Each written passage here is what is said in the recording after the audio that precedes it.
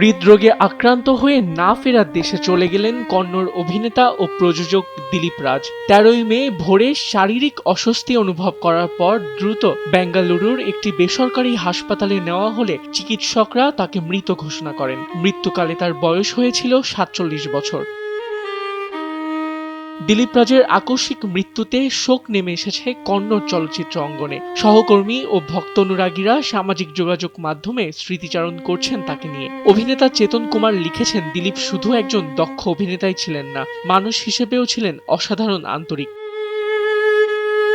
ছোট পর্দায় রঙ্গলি, কুমকুম ভাগ্য ও জনপ্রিয় ধারাবাহিক হিটলার কল্যাণে অভিনয় করে দর্শকদের হৃদয়ে জায়গা করে নেন তিনি। ২০০৫ সালে নায়ক হিসেবে বড় পর্দায় অভিষেক হয় তার। পরে মিলানা সিনেমায় ভিলেন চরিত্রে অভিনয় করে ব্যাপক প্রশংসা পান। এছাড়া ইউটার্ন ও লাভ মকটেল ৩ সহ ২ ডজনেরও বেশি সিনেমায় অভিনয় করেছেন তিনি।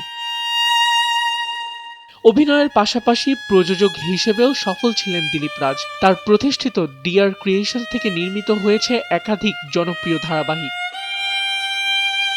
আবিদ খান, সময়ের আলো।